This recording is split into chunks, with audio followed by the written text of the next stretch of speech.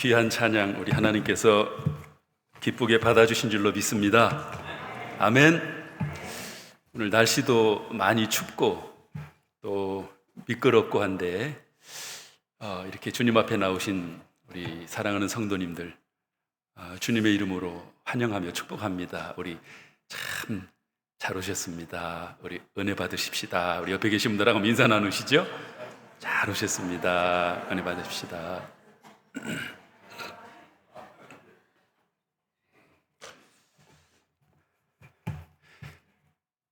시골 어느 교회에 이제 오래된 교회인데 새로 이제 담임 목사님이 새로 그 교회에 부임하게 됐습니다. 이제 처음 이제 취임 예배를 드리는데 첫 번째 주일에 이렇게 설교를 하셨는데 우리 성도님들이 은혜를 참 많이 받았습니다. 야, 참 우리가 귀한 목사님 모셨구나. 은혜 많이 받고 또 성도들이 굉장히 좋아했습니다. 많이 기뻐하고 있는데 이제 두 번째 주일이 됐습니다. 이제 둘째 주일에 와서 예배를 드리는데 목사님께서 첫 주에 했던 설교와 똑같은 설교를 했습니다. 교인들이 생각하기를 지난주에 하셨던 걸 잊어버리셨나? 아니면 너무 우리 교회 처음 와서 바쁘고 교회 살피고 하다 보니까 너무 바빠가지고 아마 설교 준비할 시간이 없으셨나 보다. 뭐 그럴 수도 있겠지 하고 이제 이해를 하고 넘어갔습니다. 세 번째 주일이 됐습니다. 세 번째 주일에 와서 예배를 드렸는데 세 번째 주일에도 첫 번째 주일에 했던 설교하고 똑같은 설교를 또 했습니다. 이제 교인들이 웅성거리기 시작을 했어요. 야, 우리가 목사님 잘못 모셨나 보다. 이게 똑같은 설교만 계속 하시는데 이거 언제까지 이 설교를 들어야 되냐. 사람들이 수군거리기 시작하다가 용기 있는 한 분 교인이 목사님을 찾아갔습니다. 목사님은 지난 3주 동안 똑같은 설교를 하셨습니다. 저희들은 언제 새로운 설교를 들을 수 있습니까? 목사님이 조용히 얘기를 했습니다. 예, 알고 있습니다. 설교를 들은 우리 성도님들의 삶이 변화되기 시작하면 그러면 저는 새로운 설교를 하겠습니다. 뭔가 우리가 생각하게 만드는 우리를 그런 이야기가 아닌가 이렇게 생각을 했습니다. 오늘날 많은 교인들이 저도 포함이 되고 있습니다만은 말씀을 듣는 데는 굉장히 열심히 한다는 거예요. 새로운 말씀, 좋은 말씀을 굉장히 찾습니다. 그런데 더 중요한 거는 말씀을 실천하는 데는 소홀히 한다는 거죠. 그러다 보니까 어떤 문제가 생기느냐?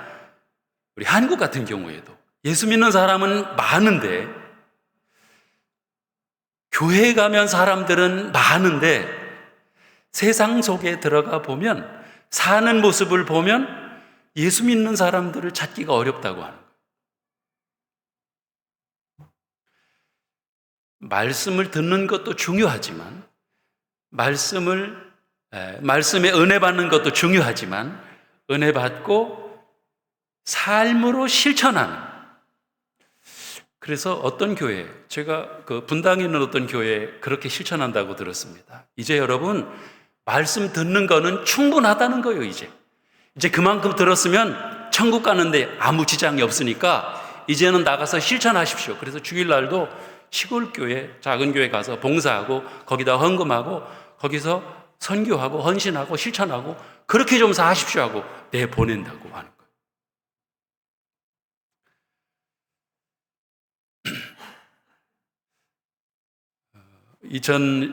2024년 새해를 시작하며 저는 어떤 말씀을 전할까 준비하다가 또 저도 듣잖아요, 말씀을. 저도 또 말씀에 깨달음이 있고 은혜를 받아야 되고. 그래서 저는 잘 아시는 고린도전서 13장 이 말씀을 다시 보게 되었습니다. 우리가 신앙생활을 잘하려면 두 관계가 좋아야 됩니다. 관계가. 그러니까 첫 번째는 하나님과의 관계가 좋아야 되고, 두 번째는 우리 사람들과의 관계가 좋아야 됩니다. 행복은 관계에서 오는 거지요. 그래서 참, 우리 너무 행복합니다. 우리 가정, 우리 부부 너무 행복합니다. 그러면 그 말은 무슨 말이냐면, 우리 부부 관계가, 우리 부부 사이가 좋습니다. 이 말이에요. 관계가 안 좋으면 행복하지 않습니다. 관계가 좋아야 행복한 거예요. 행복한 신앙생활을 하고 있다 그러면 첫 번째로 하나님과의 관계가 좋은 거죠. 하나님과의 관계는 되게 다 좋으시죠. 하나님과의 관계 좋으시죠? 좋으시죠? 예, 좋으시죠. 저는 하나님 때문에 교회를 떠나는 사람은 아직 제가 못 봤어요. 여태까지 신앙생활하면서. 대개 사람 때문에는 교회를 떠나더라고요. 사람 때문에 상처받고, 사람 때문에 어려움 당하고, 사람 때문에 시험 들고 이러는 경우는 많이 봤어요. 그런데 하나님 때문에 교회를 떠나는 사람은 저는 못 봤어요. 하나님과의 관계가 좋아야 되는데, 하나님과의 관계는 우리가 예배를 통해서 이제 하나님과의 관계를 만들어 가죠. 표현합니다. 예배. 우리가 예배를 드리고 있습니다. 그런데 이 예배가 얼마나 중요한지 어떤 교회는 예배에 목숨을 걸자 이렇게 써놨더라고요. 예배에 목숨을 걸자. 얼마나 예배가 중요하면 우린 예배를 통해서 하나님을 만납니다. 그리고 우리의 신앙을 예배를 통해서 표현을 하죠. 이렇게 예배를. 그래서 이 사람의 예배를 보면 이분이 예배를 얼마나 소중히 여기느냐, 이 사람이 예배를 얼마나 중요하게 생각하느냐, 그 사람의 예배를 보면 이 사람의 신앙을 알 수가 있어요. 이 사람이 하나님을 얼마나 소중히 여기는구나 알 수가 있죠. 예배에 참석하면 우리는 이제 하나님께 드리죠. 찬송을 드리고 또 기도를 드립니다. 또 헌금을 드리죠. 예배를 통해서. 그 다음에 하나님은 예배를 통해서 우리에게 말씀을 하십니다. 그건 개인적으로도 말씀을 듣지요. 말씀을 묵상하고 기도하면서 개인적으로도 말씀을 듣지만, 우리 이제 이 공동체 예배를 통해서는 이제 교회에 주시는 말씀, 또 개인적으로도 말씀을 듣고 하지요. 그래 우리는 예배 나올 때 기대를 하고 나오지 않습니까? 오늘 하나님께서 어떤 말씀을 주실까? 오늘 하나님께서 나에게 어떤 은혜를 주실까? 이러한 설레임과 이러한 기대감을 갖고 예배에 나옵니다. 다 그런 기대감을 갖고 나오셨죠? 아멘? 네, 다 그렇게 나오시죠. 우리는 사람을 만나러 오지 않습니다. 두 번째는 사람이지만 첫 번째는 하나님을 만나러 오지요. 왜 만나느냐? 만남 자체가 중요한 것이 아니라, 만나면 왜 만나느냐? 왜 하나님 앞에 나오느냐? 하나님의 말씀을 듣기 위하여. 하나님의 음성, 물론 설교 말씀 자체도 듣지만 그 말씀을 통하여 내게 하시는 말씀, 내게 어떤 말씀을 주시느냐? 셋째 주일에 우리 하나님 앞에 나오는데 말씀을 듣는데, 하나님은 오늘 말씀을 통해서 어떤 말씀을 나에게 주시느냐, 이것이 중요하죠. 하나님 앞에 나왔으면 하나님의 음성을 들어야 됩니다. 똑같은 말입니다. 저는 참 신기하고 재밌는 것은, 똑같은 말씀이 선포되지만 여기 좀 한 100여 분이 계시다 그러면 각자에게 내려주시는 은혜가 있어요. 이거는 누구에게 주시는 말씀이다, 이게 없어요. 모두에게 주시는 말씀이신 줄로 믿습니다. 아멘? 왜냐하면 이게 하나님의 말씀의 능력이더라고요. 저는 말씀을 전했어요. 그런데 어떤 분이, 아이고 목사님 오늘 꼭 저에게 맞는 말씀을 주시더라고요. 오늘은 저보고 말씀을 하시더라고요. 그렇게 말씀을 하셔요. 근데 그렇게 말씀하시는 분이 한 분이 아니었어요. 또 이쪽에 계신 분은 또 그분이 또 자신에게 주신 말씀이었다 그러고, 또 이쪽 분에게 계신 분은 또 은혜 받았습니다 그러고. 이게 말씀의 능력이라고 저는 믿습니다. 하나님은 여러분들 한 분 한 분을 다 아셔요. 그리고 여러분들이 이 자리에 와 계신 것도 아시죠? 그리고 여러분들이 어떤 문제를 가지고 계신지도 아시더라고요. 무엇이 필요한지도 하나님이 아시더라고요. 그래가지고 그날 선포되는 말씀을 통해서 그분에게 말씀을 통해서 답을 주시는 거예요. 그 음성을 듣는 거죠. 그 말씀을 듣는 거죠. 그 말씀을 들을 때마다, 우리 하나님 앞에 나오실 때마다 그 하나님의 음성을 듣는 여러분들이 되시기를 주님의 이름으로 축복합니다. 그게 은혜 받는 거죠. 그게 은혜 받는 거죠. 하나님 앞에 나와서 그저 사람들 만나고 안녕하세요, 반갑습니다, 할렐루야 이렇게 하는 것도 물론 중요하지만 요것만 하고 끝나고 돌아가신다고 하면 잘못 나오신 거죠. 첫 번째는 하나님을 만나시는 것이고, 예배를 통해서 하나님을 만나시고 그 하나님께서 나에게 하시는 말씀, 하나님의 음성을 듣고 그 말씀을 통해서 찔림을 받아야 되는 거예요. 그래서 하나님의 말씀을 들으면서 어떤 때는 굉장히 불편해져요. 물론 굉장한 기쁨도 있지만 굉장히 불편해지는 거예요. 찔림을 받는 거예요.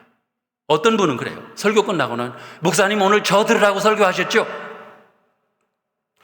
제가 왜 집사님 들으라고 설교를 해요? 저는 개인적으로 누구 들으라고 설교하지 않습니다. 개인적인 감정을 가지고 누구 들으라고 그렇게 말씀하시면서 동시에 그럼 들으라고 설교하지 듣지 말라고 설교하나요?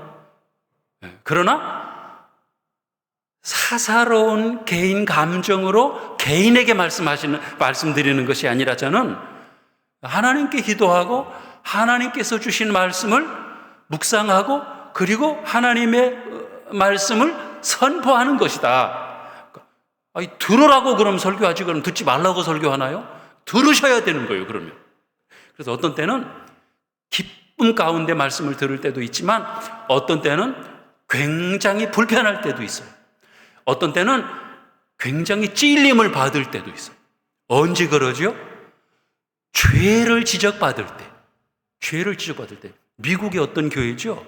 제가 교회 이름은 잊어버렸습니다. 어떤 교회는 이 강대상 앞에 방탄 유리를 이렇게 한 교회가 있더라고요. 무슨 그 교회 아시죠? 아실 거예요. 그 교회가 있습니다. 근데 왜 그러냐면 그 교회는 막 목사님이 죄를 지적하는 교회, 죄를 성도들이 막 회개하라 막 선포하고 죄를 막 지적하는 교회. 그러다 보니까 이 성도들이 어떤 분들은 아멘 하고 회개하는데 어떤 분들은 불편해지는 거예요. 그래서 어떤 성도가 막 설교 중 일어나가지고 권총을 쏘았대요. 권총을. 그러니까 죄를 지적받으면 이렇게 막 화가 나는가 보죠. 그래서 안 되겠다 싶어서 목사님 그 죄에 대한 지적을 안 하셨으면 좋겠습니다. 잘못하면 목사님 돌아가시겠습니다. 근데 목사님이 거기엔 타협을 못 하는 거예요. 이분은 사명감을 가지고 막 회개하라 막 세례 요한처럼. 그러다 보니까 성도들이 은혜도 받지만 심히 불편해가지고 막 총까지 쏘는. 그래서 안 되겠다 해가지고 이제 방탄 유리를 하고 이렇게 하는데 언제 그러는 거죠? 죄를 지적받을 때는 굉장히 불편해지는 거예요. 찔림. 그러나 중요한 것은 하나님이 말씀하시면 우린 들어야 되는 줄로 믿습니다. 죄를 지적하시면 지적받아야 되죠. 말씀으로 찌르면 찔려야죠. 그리고 내가 회개해야 되겠구나. 그러면 회개해야 되는 거예요. 그걸 잘했던 분이 다윗 아니었어요. 다윗. 말씀을 지적받을 때 왕으로서 얼마나 힘들었겠어요. 창피하고 부하들이 자리에서. 나단 선지자가 그게 바로 당신이요 할 때 한마디면 끝나죠. 한마디면. 그렇잖아요. 봐라, 뭐 떠라고 있는 거냐? 당장에 저놈을 끌어대가 목을 쳐라. 그럼 끝나는 거 아니겠어요? 그런데 그 자리에서 다윗이 회개하지. 저는 다윗의 위대함이 여기에 있다고. 생각합니다. 전에도 말씀을 드렸습니다만은 어떤 신학자들은 그런 얘기를 하는 거예요. 다윗이 골리앗 앞에 나가서 골리앗을 무찌른 그 용기보다 선지자 앞에서 자신의 죄를 지적받았을 때 하나님 앞에 엎드려 회개한 그 용기가 더 큰 용기라는 거예요. 더 큰 용기다. 말씀을 들을 때는 하나님이 지금 말씀하신다 생각하고 죄를 지적받으면 회개하고 또 잘못을 가르쳐 주시면 고치고 또 권만하면 듣고 또 말씀하시면 깨달음 받고 말씀 앞에 올바르게 반응할 수 있는 그런 여러분들이 되시기를 주님의 이름으로 축복합니다. 그래야 말씀을 들을 때 은혜를 받지. 그래야 그 다음에 이제 변화를 받지. 그렇지 않으면 그죠? 내가 좋아하는 말씀만 듣고 되게 기쁨을 주는 말씀만 듣고 아멘 하고 좀 안 좋은 말씀, 찌르는 말씀 하면 아멘 안 하고 이러면 무슨 변화가 있겠느냐는 거지. 무슨 변화가 있겠는가? 늘 똑같은 거죠. 10년을 신앙생활하든 20년을 신앙생활을 하든 뭐 창립 멤버가 된 것을 자랑을 할 것이 아니라 오래 신앙생활을 한 것을 자랑하는 것이 아니라 변화된 모습을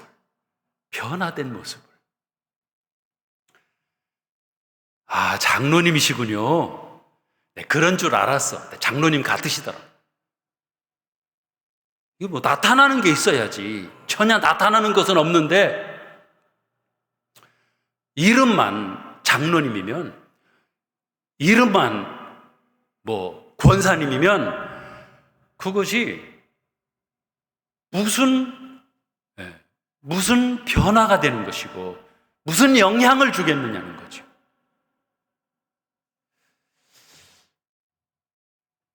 금년 새해에는 말씀을 듣는 것도 중요하지만 말씀을 삶으로 실천함으로 변화된 모습으로 삶이 변화되는, 오래 신앙생활한 것도 자랑이지만 내 모습이 변화되는, 그래서 내가 정말 예수님 닮아가는 나의 모습이, 나의 삶의 모습이 나의 신앙을 증거하는 그런 삶을 가정에서도 직장에서도 나타내며 증거하며 살아갈 수 있는 그러한 저 여러분들이 되시기를 주님의 이름으로 축복합니다. 하나님과의 관계, 예배를 통해서 나타나고, 그래서 예배가 중요한 거예요. 그러니까 예배 가운데 막 능력이 나타나는 거죠. 예배 드리면서 사람들이 막 회개하고 사람들이 변화되는 거예요. 예배 가운데 능력이 나타나는 거예요. 물론 찬송 가운데도 나타나지만 사람들이 바뀌는 거죠. 사람들이 바뀌기가 참 어렵잖아요. 사울이 바울이 되는 것처럼 사람이 바뀌는 거예요. 사람이. 예배를 통하여 이런 놀라운 역사가 나타나는 그런 금년 새해가 되시기를 주님의 이름으로 축복합니다. 그러니까 하나님과의 관계가 중요한데 하나님과의 관계는 별로 문제가 없는 것 같아요. 지금 계속 듣고 있잖아요. 우리 양 목사님을 통해서도 우리 최 목사님을 통해서도 계속해서 말씀을 듣고 있는데, 하나님과의 관계, 예배를 통해서 우리가 그 하나님과의 관계를, 그러니까 하나님의 예배를 통해서 하나님 사랑을 표현하고 또 하나님 말씀을 기다리고 기대하고, 그래서 주일날 오실 때는 오늘은 어떤 말씀을 주실까? 오늘은 어떤 은혜를 주실까? 어떤 깨달음을 주실까? 그래서 기대감을 갖고 하나님 앞에 나오시면은 특별한 은혜를 하나님이 예배 때마다 기대하고 사모하는 성도들에게 채워주실 줄로 믿습니다. 두 번째는 사람과의 관계가 중요합니다. 사람과의 관계. 이 사람과의 관계가 얼마나 중요한지 아마 잘 아실 겁니다. 이 우리나라가 갑자기 고령화 시대로 들어갔습니다. 그러다가 들어가나 보다 그랬는데 갑자기 또 초고령화 사회가 지금 되고 있다는 거. 우리 대한민국, 우리나라가. 우리나라가 갑자기 이제 인구가 고령화 인구가 이거는 계산할 때 65세 이상 인구가 차지하는 그 비율을 가지고 얘기하더라고요. 그 인구들이 많아요. 오래 삽니다. 지금 우리나라가 미국 사람들보다 평균 연령이 우리나라 사람들이 더 오래 사는 거 아셔요? 제가 몰랐었습니다. 근데 통계를 보니까 미국 사람들보다 우리나라 사람들이 더 지금 오래 삽니다. 그런데 갑자기 이렇게 오래 살다 보니까 우리 한국 같은 경우에는 고령화 사회에, 초고령화 사회를 어떻게 살아야 행복한 삶을 살아갈 수 있느냐, 여기에 대한 준비가 안 돼 있다는 거예요. 연구도 잘 안 돼 있고 준비도 안 돼 있고. 선진국들은 서구의 이 선진국들은 여기에 대해서 많이 준비가 돼 있고 한데 우리나라는 그 준비가 잘 안 돼 있다는 거예요. 근데 대체로 그래서 얘기들을 합니다. 우리가 쉽게 얘기하기를 연세 드시면 꼭 필요한 것이 무엇이냐, 잘 아시는 대로 건강해야 된다. 그 다음에 돈은 좀 있어야 된다. 그 다음에 좋은 친구가 있어야 된다. 이렇게 기본적으로 얘기를 하더라고요. 맞습니다. 꼭 필요해요. 이건 꼭 연세 드신 분들뿐만 아니라 젊은 분들에게도 필요한 것이라고 생각을 해요. 그런데 이것만 가지고는 부족합니다. 빠뜨린 것이 있어요. 아무리 물질이 있고 아무리 건강하고 아무리 좋은 친구가 있어도 부족하다고 하는 거예요. 우리가 행복한 삶을 살아가는데 젊은이든 노년이든 상관없이 부족하다는 거죠. 무엇이 빠졌느냐? 꼭 필요한 것이 있는데 그것은 가까운 사람들과의 관계였습니다. 관계. 이걸 이제 어떻게 표현하느냐 하면 가까운 사람들과의 관계. 그래서 부부 관계를 얘기하고요. 또 하나는 교회 성도들과의 관계. 두 가지로 정리할 수 있습니다.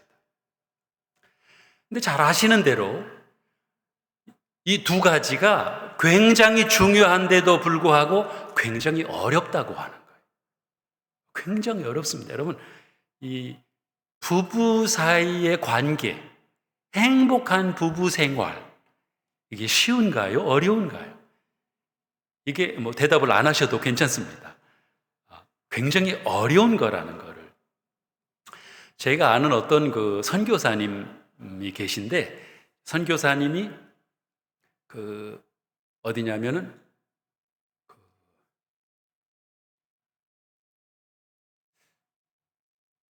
유럽 어느 데인데 잊어버렸네요. 선교사님이신데 대개 선교사님들은 부부가 같이 나가 계시잖아요.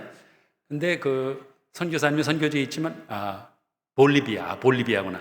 근데 사모님은 이제 한국에 이제 선교지에 있다가 들어왔어요. 그래서 이번 기는 선교사님 남편만 선교지에 있고 부인 선교사님은 이제 한국에 들어와서 있게 됐는데 이제 한국에 이렇게 거하죠. 그래서 이제 선교사님은 1년에 한 번 정도씩 들어오고 이렇게 살게 됐는데 이제 가까운 교회를 이렇게 나가고 있었습니다. 근데 그 동네에 주부들이 같이 이렇게 모여서 같이 식사를 하고 이렇게 다 이제 차를 마시면서 얘기를 하게 됐습니다. 그래서 소개를 하는데 자기 소개를 했습니다. 자기를 선교사라고 얘기는 안 하고 이렇게 됐고 그럼 저기 남편은 어떻게 뭐 하셔요? 그랬더니 우리 남편은요 저기 볼리비아에 있는데 1년에 한 번씩 집에 옵니다. 그랬어요. 그랬더니 거기 참석한 그 아줌마들이 그러더래요. 전생에 무슨 복이 무슨 좋은 일을 그렇게 많이 해가지고 그런 복을 받으셨느냐고 하면서 그렇게 부러워하더라는 거예요. 아니 남편이 1년에 한 번씩 집에 온다니까 그걸 부러워하더라고요. 저도 깜짝 놀랐어요. 이게 지금 세상이 이렇구나. 뭘 생각했느냐 하면 우리는 안 그러시겠지만 부부가 살기가 굉장히 어렵구나. 이렇게 어려운 거로 두 사람이 만나서 행복하게 산다고 하는 것이 어렵구나. 어려운 거로나. 예수 안 믿는 사람들도 어렵지만 예수 믿는 분들도 결코 쉽지는 않습니다. 물론 믿음이 좋으신 분들은 어렵지 않습니다. 하나님이 가정을 주신 목적이 뭐라고 말씀을 드렸죠? 우리가 아는 대로 가정을 주신 목적, 또 교회를 주신 목적. 하나님이 만드신 게 두 공동기관이 교회와 가정이 아주 그 공통점이 있잖아요. 에덴 동산에서 아담과 하와를 만드시고 최초로 하나님이 가정을 만드셨는데 두 사람이 행복하게, 화목하게 행복하게 살라고 만들어 주셨고, 또 교회를 세우신 것도 베드로의 신앙 고백 후에 내가 이 교회를 세우니, 이 반석 위에 교회를 세우리니 음부의 권세가 이기지 못하리라. 그 베드로의 신앙 고백 후에 하나님의 교회가 세워졌는데, 두 가정과 교회의 공통점이 여기서 행복하게 살면서 작은 천국을 경험하라고 하는 것을 저는 발견을 했습니다. 두 사람이 결혼해서 행복하게 살면 작은 천국이라고 그랬죠.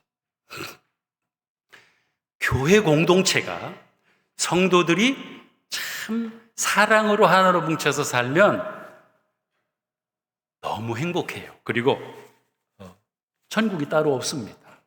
너무 즐거워요. 그런데 가정이, 부부가 다투고 싸우기 시작하면 굉장히 힘들어집니다. 어려워져요.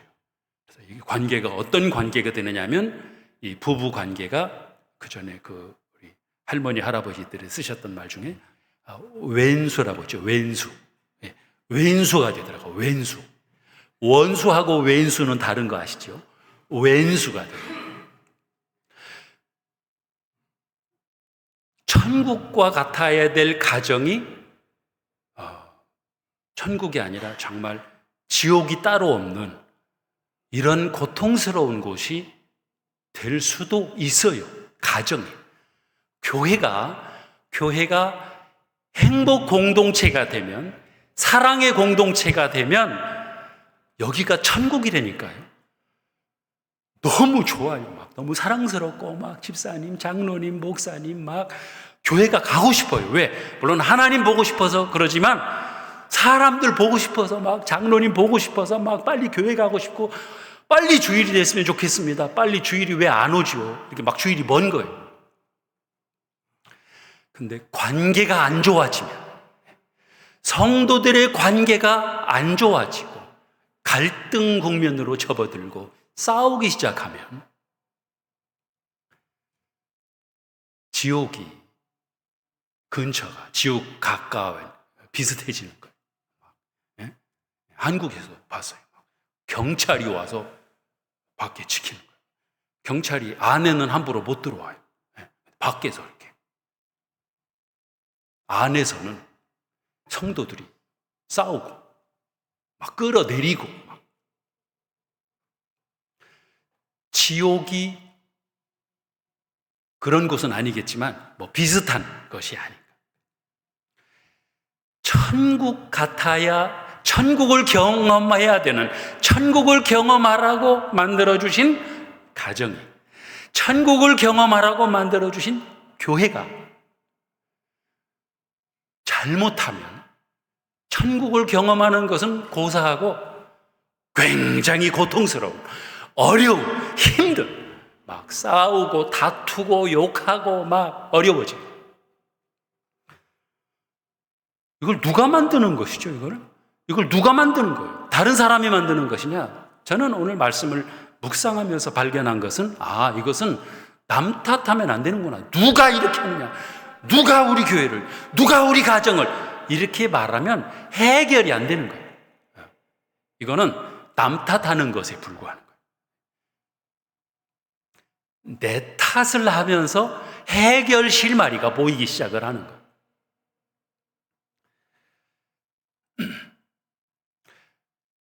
여러분, 전 교회를, 저는 오늘 말씀에서 교회를 보려고 합니다. 교회를. 이 성도들을 이렇게 우리가 만나서 함께 이렇게 교제 나누는 거, 이거 우린 전혀 몰랐던 관계들이에요. 그렇잖아요. 페어팩스 한인교회에 오지 않았으면 어떻게 여러분들을 만나겠어요? 여러분들을 만날 일이 없죠. 누군지도 모르고 살다가 천국 가겠지요. 그런데 어떻게 이 교회에 오게 됐고 여기서 만나게 됐고 같이 신앙생활하고 같이 식사하고 같이 교제 나누고 왜 우리를 여기에 만나게 하셨는가를 생각을 할 때 그건 우연도 아니고 어쩌다 보니까 뭐 만난 것도 아니고 어쩌다 보니까 뭐 누구들이 해서 뭐 누가 가자고 그래서 온 것도 아니고 이거는 하나님이 이 가운데 우리를 보내셨고 물론 아니요 누가 가자고 그래서 저는 온 거예요. 하나님이 그 사람을 통해서 오게 하신 것이고 결국 하나님이 우리 한 사람 한 사람을 이곳에 오게 하셨고 만나게 하셨고 함께 공동체를 이루게 하셨고 이 가운데서 우리가 함께 신앙생활을 하게 하셨는데 그러면 왜 여기 모이게 하셨느냐? 한 가지입니다. 우리 한 사람 한 사람을 사랑하면서 이 사랑을 실천하라는 거예요. 여기 고린도전서 13장의 말씀이 고린도 교회, 여러분 잘 아시는 고린도 교회가 여러 가지 가지고 있는 것들이 많이 있었잖아요. 앞에 나눈 말씀처럼 이 교회에 뭐 사람의 방언과 천사의 말을 하고 뭐 여기에 예언하는 능이 있고 뭐 산을 옮길 만한 믿음이 있을지라도 굉장한 능력을 가진 교회였습니다. 이 고린도 교회가. 그런데 이 교회가 사랑이 없었어요. 사랑이 없다 보니까 하나님이 보실 때는 아무것도 아닌 거예요. nothing, 아무것도 아닌 거예요. 예. 우리 뭐 굉장한 걸 가지고 있고, 뭐 능력이 있고, 뭐 은사가 있고, 뭐 방언을 하고, 뭐 별걸 다 가지고 있고, 내가 굉장한 믿음의 사람이고, 우리가 대단한 교회이고, 이렇게 폼 잡을 만한 그런 교인들이 고린 교회에 많이 있었던 것 같은데, 하나님이 보실 때는 아무것도 아닌 거예요. 왜냐하면 꼭 필요한 가장 큰 은사, 가장 중요한 은사인 사랑이 없었다는 거예요. 사랑이. 그래서 이 사랑의 은사, 그러면서 사랑이 말씀을 해주잖아요. 4절부터 사랑은 오래 참고 온유하며 투기하는 자가 되지 아니하며 사랑은 자랑하지 아니하며 교만하지 않고 무례양치 아니하고 자기 유익을 구치 아니하고 성내지 아니하며 악한 것을 생각지 아니하며 불의를 기뻐하지 아니하며 진리와 함께 기뻐하고 이게 우리가 실천해야 되는 것들이에요. 말로는 사랑이 쉽지만 사랑이 이렇게 어려운 겁니다. 이제 가정에서도 부부간에도 이렇게 실천해야 돼요. 특별히 저는 7절에 가서 모든 것을 참으며 모든 것을 믿으며 모든 것을 바라며 모든 것을 견디느니라. 사랑을 이렇게 실천하시는데 대개 보면 이런 문제가 있대요. 사람들을 잘 못 믿어요. 오래 살수록 연세가 드실수록 사람을 못 믿어요. 못 믿을 게 사람이다. 못 믿어요. 그래서 상대방을 잘 안 믿어줍니다. 오늘 고린도전서 13장 말씀을 묵상하면서 제가 발견한 것은 믿어야 되는구나. 믿어야. 성도들 한 사람 한 사람을 다 믿어야 되는 거예요. 믿어야 되는 거예요. 어떻게 믿느냐?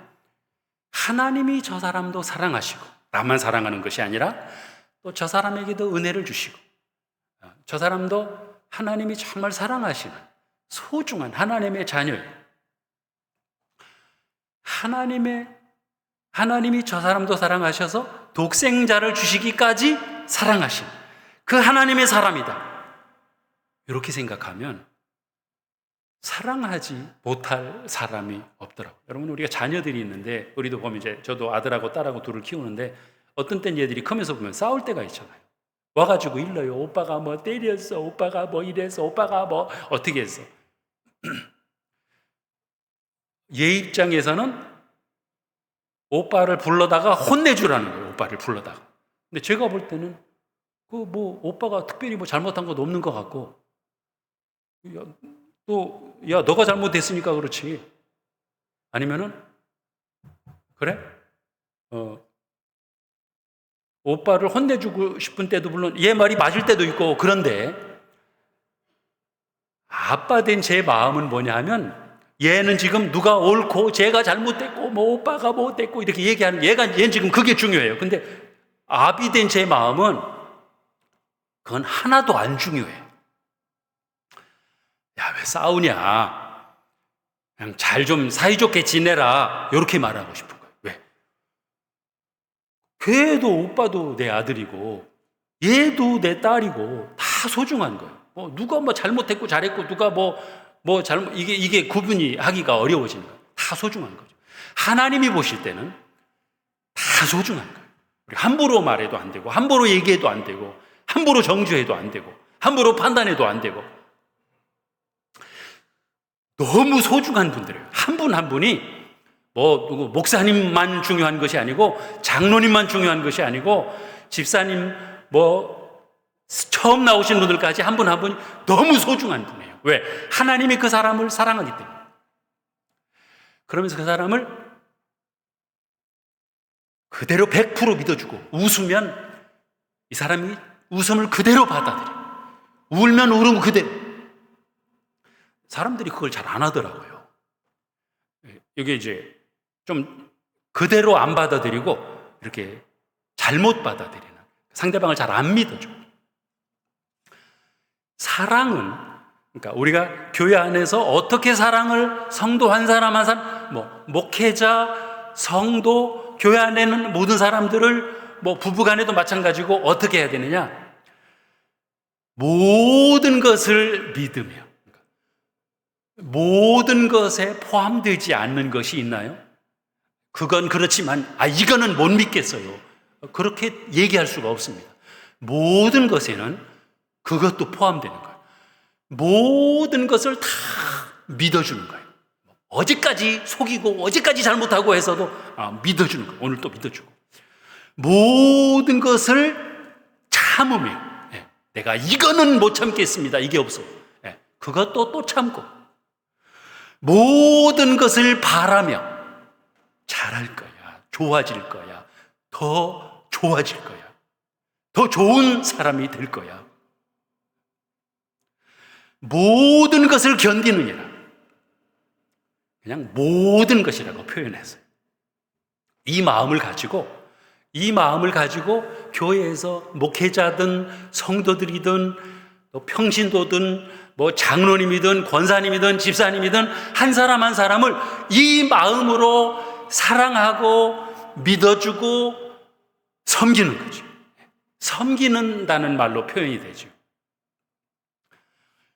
얼마나 좋아요. 얼마나 사랑스러워요. 얼마나 좋냐는 거죠. 이런 공동체가 되면 주일이 기다려지지 않겠습니까? 주일날 첫 번째는 하나님 보고 싶어서, 두 번째는 우리 교회, 페어팩스 교회 성도님들 보고 싶어서, 누구누구 보고 싶어서 빨리 주일이 됐으면 좋겠다. 왜 이렇게 주일이 빨리 안 오냐? 이러지 않겠느냐는 거죠. 네, 마지막으로 중요한 거는 그렇게 하고 싶은데 그렇게 안 되는 사람이 있어요. 정말 사랑으로 품어주고 싶은데 그게 안 되는 사람이 있어요. 이게 어디에나 있습니다. 그게 없는 교회가 없습니다. 없는 성도들이 없고 목회자인 저도 마찬가지고 저 사람은 그냥 다른 교회로 갔으면 좋겠다 이런 사람들이 왜 없겠어요? 있지. 그런데 그런 사람들까지도 사랑으로 품어줘야 돼요. 그 사람에게도 똑같이 사랑해야 돼요. 그래야 된다고 하는 것이 고린도전서 13장 말씀인데 어떻게 그것이 가능하냐? 그게 안 됩니다. 잘 힘들어요. 저도 힘들어요. 그런데 어떻게 하면 그것이 가능하냐? 그래서 기도해야 되는 거더라고요. 그런 관계가 만들어지지 않았으면, 그게 안 되면, 그렇지 못한, 그렇게 사랑이 실천되지 않는 사람이 한 사람이라도 있으면 어떻게 해야 되느냐? 그 사람을 미워하라는 것이 아니라 그 사람을 위해서 기도하라는 거예요. 그게 우리가 기도해야 돼요. 그 사람으로 해서 간절히 기도하면 어떻게 되느냐? 물론 하나님이 그 사람도 변화시켜 주시겠지만 기도하다 보면 하나님이 나를 변화시켜 주셔요. 내가 변화돼요. 내 마음이 바뀌어지는 거예요. 그를 사랑하는 마음으로 바꿔주신다는 거예요. 이것이 가정에서도 마찬가지고 교회에서도 마찬가지고 기도할 것이 얼마나 많겠습니까? 기도할 것이. 이것이 실천이 될 때 우리 교회가 얼마나 행복한 교회가 될까요? 여러분, 이것이 누구를 위한 말씀이죠? 행복한 가정을 세워가야 된다고 하는 것이 누구를 위한 말씀이냐는 거예요. 최고로 행복한 교회로 행복 공동체를 만들어 가야 된다고 하는 것이 이게 누구를 위한 말씀이냐는 거예요. 2024년 금년 한 해 동안에는 우리 페어팩스 교회 우리 성도님들 한 분 한 분이 이거를 위해서 기도하십시오. 첫 번째는 하나님 사랑하기를, 두 번째는 우리 사람 사랑하기, 성도 가장 가까이 있는 사람들, 그러니까 부부간의 첫 번째, 그 다음에 우리 성도님들 한 사람 한 사람을, 교회 공동체, 페어팩스 교회에 있는 한 사람 한 사람을 정말 하나님 사랑하듯 그 마음 그대로, 요 고린도전서 13장에 나오는 이 말씀 그대로 사랑으로 품고 사랑하며 사랑 실천하는 그렇잖아요. 예수 믿고 예수 그리스도를 영접함으로 하나님의 자녀가 되면, 그러면 지금 죽어도 천국 갑니다. 그건 성경이 우리에게 가르쳐주는 거죠. 우리 안에 예수 그리스도를 영접하면 예수님 안에 영생이 있기 때문에 내 안에 예수님이 계시면 내가 영생을 소유한 것이다. 그러면 구원 받았으면 바로 천국으로 데려가시지 않고 왜 이 땅에 살게 하시는 걸까? 저도 그게 궁금했어요. 이유가 뭡니까? 이 땅에 살면서 그 내가 받은 사랑을 실천하라고, 교회 공동체 안에서 또 가정에서 또 세상 속에 나가서 그 내가 받은 그 사랑을 실천하라고, 그 내가 받은 하나님께 받은 그 어마어마한 십자가를 통해서 보여주신 그 사랑을 실천하라고 이 땅에서 지금 살게 하신 것이다 하는 것을 발견을 해서 그 사랑을 실천하면서 교회에 와서 또 가정에서도 또 직장에서도 이 사랑을 실천하며 살아감으로 금년 새해 한 해 동안에 여러분들의 가정이 또 우리 교회가 천국과 같은, 이게 바로 천국이로구나. 천국이 따로 없다. 너무 행복하다. 이 천국의 작은 천국을 매 주일마다 경험하면서 살아가는 이 행복 공동체를 이루어가는 그러한 저와 여러분들이 되시기를 주님의 이름으로 축복합니다. 기도하겠습니다. 하나님 감사합니다. 하나님이 사랑하며 살라고 짝지어 주신 그 사람을, 하나님이 사랑하며 살라고 교회에 불러주신 한 사람 한 사람을 사랑하며 기쁨으로 섬기며 행복하게 신앙생활할 수 있는 저희들 되게 하여 주시옵소서. 우리 성도 한 분 한 분이 보고 싶게 하시고 주의를 기다리며 만남을 기다리며 살아가는 저희들 금년 한 해가 되게 하여 주시옵소서. 예수님의 이름으로 기도하옵나이다. 아멘.